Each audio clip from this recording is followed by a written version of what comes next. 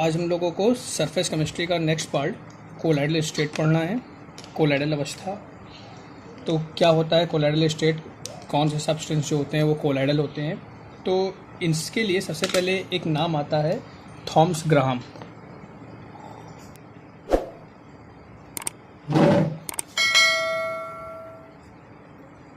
Thomas Graham 1861।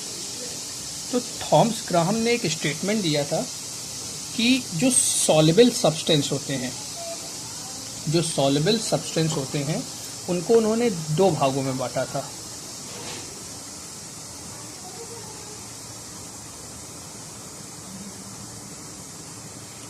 Soluble substance को इन्होंने दो भागों में डिवाइड किया था। कहा था जो सॉल्युबल सब्सटेंस होते हैं वो दो टाइप के होते हैं, एक होता है क्रिस्टलाइट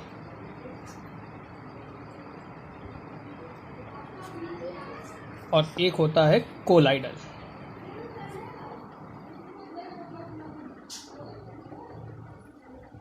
कोलाइड्स। तो इन दो पार्ट में इन्होंने डिवाइड किया था, क्रिस्टलाप और कोलाइडल। अगर हम क्रिस्टलॉइड की बात करें तो क्रिस्टलॉइड इन्होंने क्या बताया कि कुछ ऐसे सब्सटेंस होते हैं, सॉल्युबल सब्सटेंस होते हैं, जिनको अगर हम पार्चमेंट पेपर या फिल्टर पेपर में रखें, ठीक है, वो आसानी से उसमें से पास आउट हो जाएंगे। ठीक है, अगर हम इनको फिल्टर पेपर या पार्चमेंट पेपर में रखें, यहाँ पे ये जो लिया गया है ये हमारा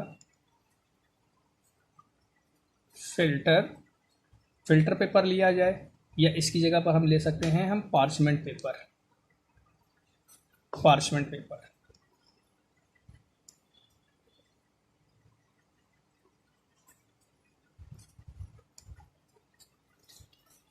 फिल्टर पेपर या पार्चमेंट पेपर लिया गया, अगर हम इसमें क्रिस्टलॉइड को रखेंगे और इसमें हम कोलाइडल को रख रहे हैं तो ऐसे सॉल्युबल सब्सटेंस जो हमारे पार्चमेंट पेपर या फिल्टर पेपर से ईजिली डिफ्यूज पास आउट हो जाए वो हमारे क्या होंगे, क्रिस्टलॉइड होंगे।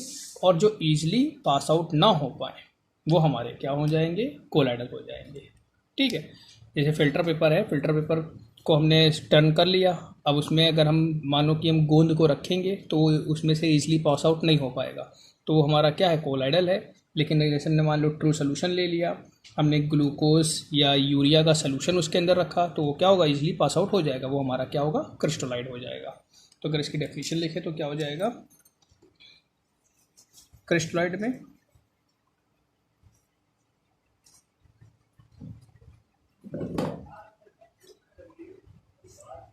क्रिस्टलाइड की डेफिनेशन क्या हो जाएगी, they form crystal and such solution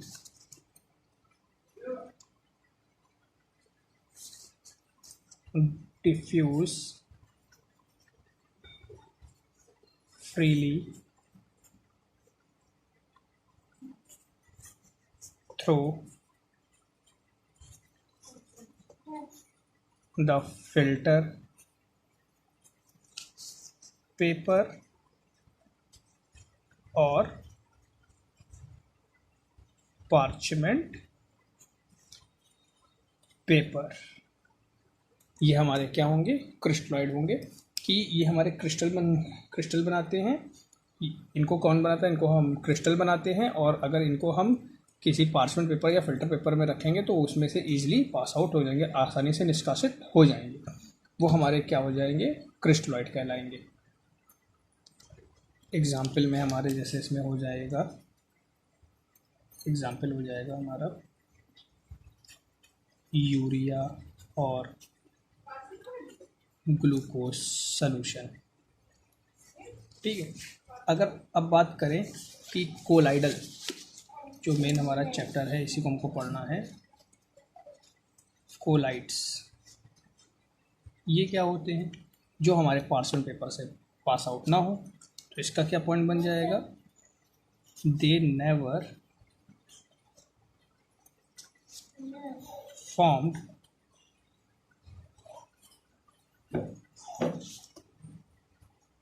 crystal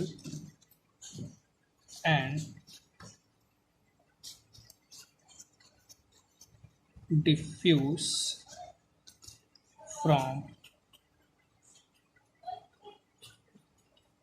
filter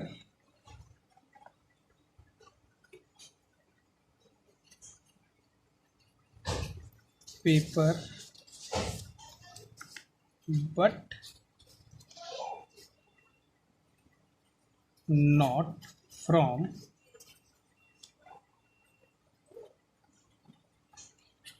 parchment paper. मतलब कोलाइडल ऐसे सोल्यूशन हो जाएंगे जो जिनको क्रिस्टल नहीं बनाएगा। और ये एक्चुअली क्या होता है कि ये कुछ ऐसे होते हैं जो फिल्टर पेपर से पास आउट हो जाते हैं, लेकिन पार्चमेंट पेपर से बिल्कुल भी पास आउट नहीं होंगे, वो हमारे क्या हो जाएंगे, कोलाइडल। तो थॉमस ग्राहम ने दो पार्ट में इसको जो डिवाइड किया था, उन्होंने यही बताया था कि एक हमारा क्रिस्टलॉइड है, एक हमारा कोलाइडल है। क्रिस्टलाब, कोलाइडल।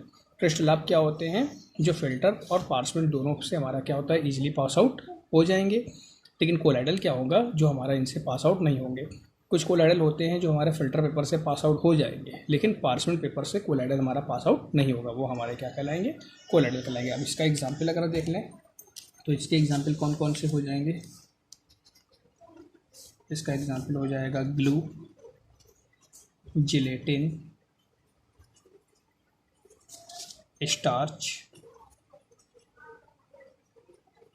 ये सब इसके क्या हो जाएंगे, एग्जाम्पल हो जाएंगे। तो ये तो थॉमस ग्राहम ने डिवाइड किया था कि थॉमस ग्राहम ने बताया था कि जो सॉल्युबल सब्सटेंस होते हैं वो हमारे दो टाइप के होते हैं, क्रिस्टलॉइड और कोलाइडल। लेकिन जैसे जैसे पॉइंट आगे बढ़ा तो ये बताया गया कि अगर हम इनको साइज़ के बेस पर देखेंगे, ठीक है, साइज़ के बेस पे देखेंगे तो इनके 3 पार्ट निकल के आएंगे। तो इसके बाद जो इसको डिवाइड किया गया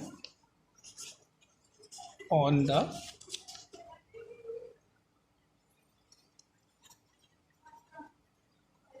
बेसिस ऑफ साइज, तो साइज के बेस पर इसको 3 पार्ट में डिवाइड किया गया था।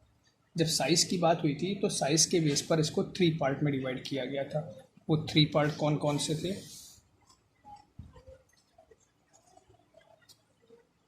जो साइज के बेस पर 3 पार्ट में डिवाइड किया गया? तो इसमें जो पहला था वो था सस्पेंशन, हिंदी में कहते हैं निलंबन।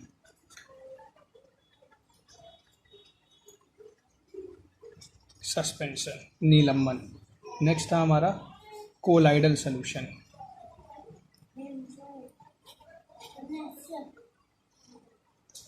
तीसरा था हमारा ट्रू सॉल्यूशन। तो साइज के बेस पर इनको 3 भागों में बांटा गया था, कौन कौन सा, सस्पेंशन, कोलाइडल और ट्रू सॉल्यूशन। निलंबन, कोलाइडल और वास्तविक विलयन। तो साइज के बेस पे इसको कैसे डिफाइन किया गया था, तो इसके लिए पॉइंट ये बताया गया था कि ऐसे पार्टिकल, ऐसे सॉल्यूशन जिनमें हम सॉल्यूट के पार्टिकल को न्यूड आइज से देख सकते हैं, नग्न आंखों से देख सकते हैं, वो हमारा होगा सस्पेंशन, या इसी को हिंदी में कहते हैं निलंबन। जिनके कणों को, ऐसे विलयन जिनके कणों को हम नग्न आंखों से देख सकते हैं। दो solution in which particle seen by nude eyes, suspension. इसमें क्या पॉइंट बताया गया कि इनके कणों को हम न्यूड आइज से तो नहीं देख सकते, लेकिन माइक्रोस्कोप से उनको हम देख सकते हैं। इनके पार्टिकल्स को हम माइक्रोस्कोप से भी नहीं देख सकते, ठीक है। तो साइज के बेस पे ये 3 पार्ट में डिवाइड थे। पहला पॉइंट क्या था इसमें, तो इसका पॉइंट क्या था,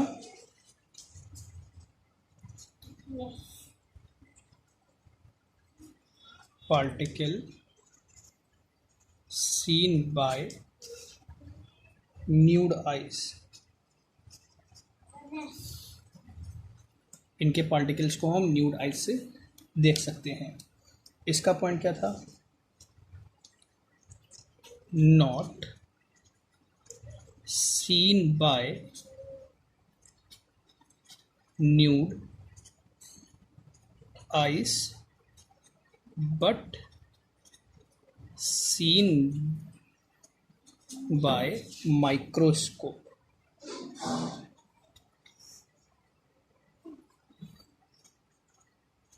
माइक्रोस्कोप। इसका पॉइंट क्या था?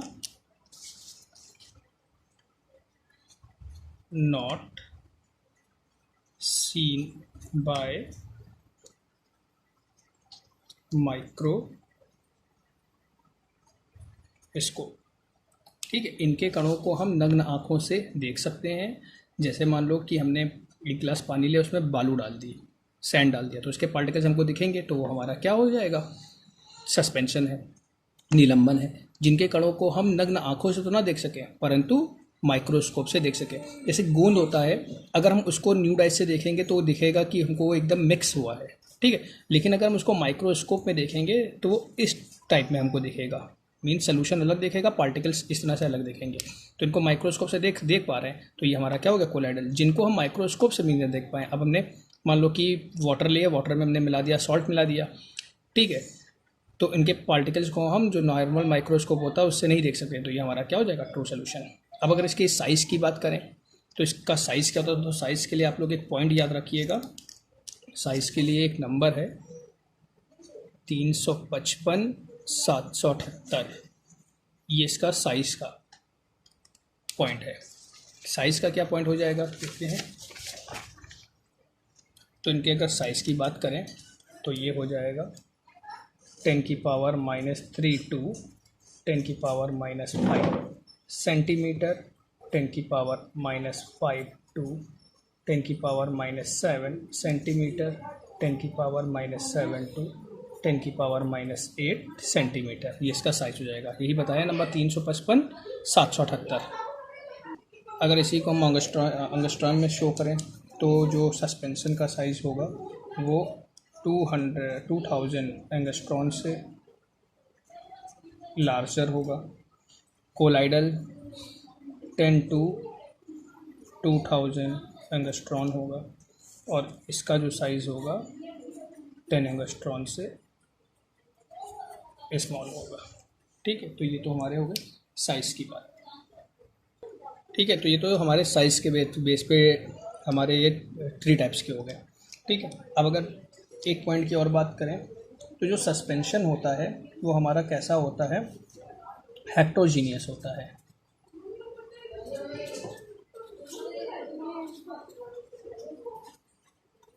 हेट्रोजीनियस विषमांगी होता है, क्योंकि अगर हम रेत में पानी डालेंगे, ठीक है, या पानी में रेत डालेंगे तो इनके पार्टिकल हमको क्या दिखेंगे? अलग अलग दिखेंगे। तो हमारा विषमांगी क्या होता है कि जिसमें पार्टिकल्स हमारे क्या दिखते हैं? सॉल्यूशन से अलग दिखते हैं।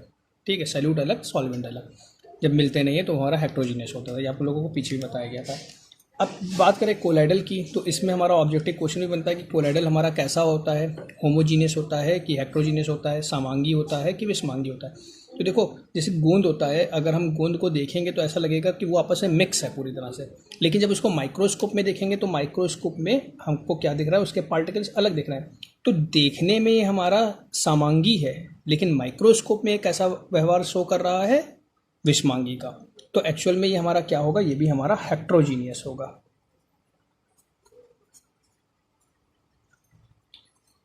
हेट्रोजीनियस होगा, यही ऑप्शन इसका सही होगा। ये विषमांगी होगा। देखने में तो ये समांगी है, लेकिन माइक्रोस्कोप में कैसा शो करेगा? विषमांगी।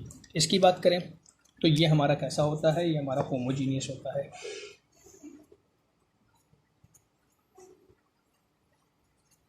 होमोजीनियस, समांगी कब होगा? जब सॉल्यूट सॉल्वेंट में डिसॉल्व हो जाए, जब खुल जाता है तो हमारा क्या होगा? होमोजीनियस होगा।